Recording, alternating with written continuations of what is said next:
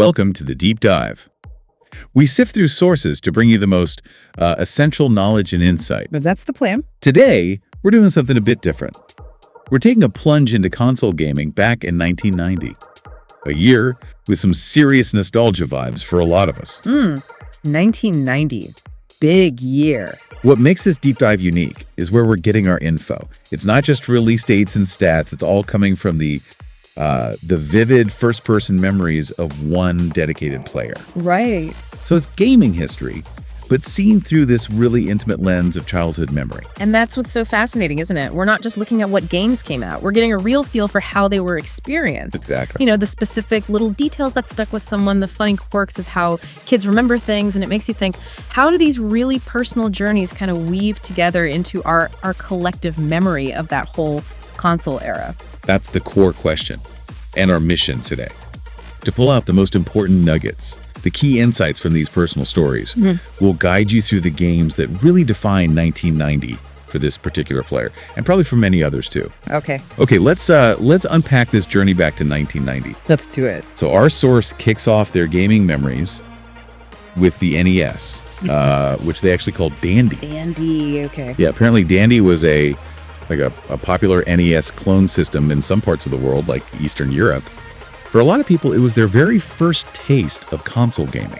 Ah, makes sense. So that was their gateway. Seems like it. And the first game they bring up, a total classic, Capcom's Chip and Dale from 1990. Oh, yeah. They reckon it's easily a top 5 game for, well, countless players. And you can totally see why it left such a mark. I mean, their memory highlights how dynamic and fun it was, especially with 2 players. Right, the co-op. Yeah, the co-op was fantastic. And even looking back, remember those beautiful cartoon graphics, really vibrant, and that music, so catchy, just stuck in your head. Oh, absolutely. Yeah. But what really makes these personal accounts shine, I think, are the specific, sometimes really funny details that this person remembered.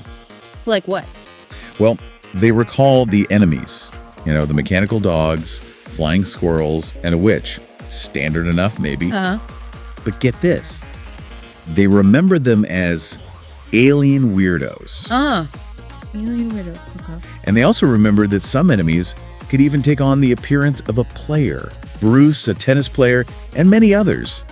It's just fascinating how a kid's imagination can sort of remix the game's details. That's brilliant. I mean, I can totally relate. I swear half the bosses in games I played as a kid had completely different backstories in my head than whatever the manual said. That's such a great point, is those little personal things, isn't it? Giving enemies funny nicknames, remembering weird transformations that maybe weren't even that significant in the grand scheme of the game. Yeah. But they become absolutely core to your experience. It really shows how the most lasting memories sometimes come from our own imagination interacting with the game world, not just the program stuff. Totally. Okay, so from one Capcom legend to another, the source also vividly remembers Mega Man, another 1990 release. Mega Man. Which one? 3, right? Came out in 90 in the US. That sounds right. They mentioned this is where you face off against Dr. Wily again. No surprise there. He always comes back. But there was something new introduced in that one, wasn't there? A new robot character. Yes. They mentioned about Tamra. Wait, about Tamra? Are you sure? I think the robot helper introduced in Mega Man 3 was called Rush. You know what? You're likely right. The source material said about Tamra, created by both Dr. Wily and Light. It's possible memory's playing tricks there, or maybe it was a regional name difference on the Dandy. Interesting quirk either way. Could be. Or just one of those funny memory things again. But gameplay-wise, that installment did add something significant. It did. The main thing our source highlighted was Mega Man getting the slide ability. Yeah, the slide. That was huge. They stressed how useful it was, Yeah. not just for dodging bullets, but for moving faster through the levels.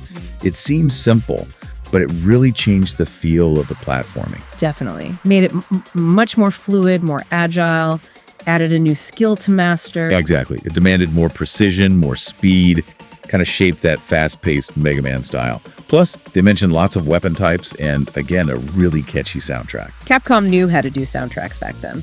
And they really did. Okay, next on their list was Shadow of Ninja.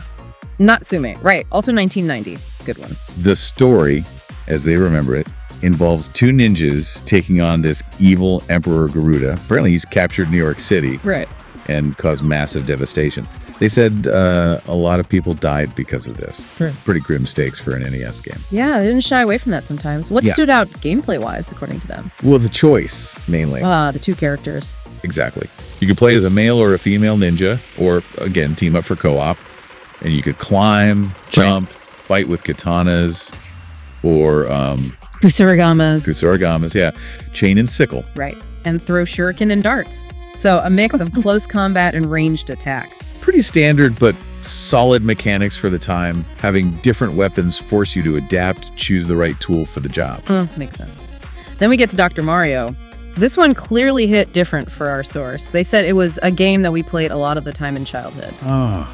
You can feel the funness there. Totally. They described it like Tetris, basically. You're dropping these colored pills to destroy matching colored microbes. A classic puzzle formula, but they seem to really enjoy it. Oh, yeah. They highlighted how it was very funny, especially when playing for two. Competitive puzzling. Always good fun. And here's another great little anecdote. They remember being able to play it on a black and white TV because there were no other colors. Oh, wow. That is fantastic. You just picture them squinting at the screen, trying to figure out which gray pill matches which gray microbe. Exactly. It just perfectly captures that, like, resourcefulness and pure dedication of being a kid gamer back then. Making do with what you had. It really does. I remember trying to play early Pokemon games on the original Game Boy screen. Just shades of green and gray. You had to kind of guess sometimes. Totally. Added a whole other layer of challenge, or maybe just creative guesswork. Yeah. Creative interpretation. So from the NES, or Dandy, our source's gaming journey takes a turn. We're moving on to the next big console player in 1990, the Sega Genesis. Or Mega Drive, depending on where you were. Right, the 16-bit era heating up. And on Sega, they bring up Golden Axe, released in 1990. Golden Axe, you mean Golden Axe? Yes, almost certainly Golden Axe. The source material says Golden X, another one of those memory quirks, perhaps. Or maybe a typo in the original recollection. We'll assume Golden Axe. Okay, Golden Axe. Makes sense. Classic Sega beat 'em up. What did they remember about it? Well, interestingly, they had this impression that the developers were inspired by the movie Conan the Barbarian, with Arnold Schwarzenegger. I can see that. The whole barbarian, sorcery, loincloth vibe. It fits. Definitely. And they remembered the three heroes very specifically as Act, a ball fighter, Tyrese, an Amazon with a saber, and Julius, a dwarf with a huge axe. Okay, wait. Act the ball fighter, Tyrese the Amazon, Julius the dwarf. Those aren't quite the names I remember. Axe battler, Tyrese Flare, Julius Thunderhead. Huh. You're absolutely right. Again, it seems childhood memory has done some creative renaming here. Act the Ball Fighter is particularly memorable. It really is. Fascinating how those details get morphed over time. So they remembered the plot. They did. The action happens in this mythical land, right? And the big bad guy, Death Adder, though they recalled him as Deathbringer or Deathblow, Excadad, yeah. the main villain. Right. He kidnapped the king, the princess, and the actual Golden Axe. And he's threatening to destroy everything unless everyone accepts him as the ruler. Classic villainy. So it's up to our three heroes act, Tyrese and Julius, apparently, to challenge his Deathblower.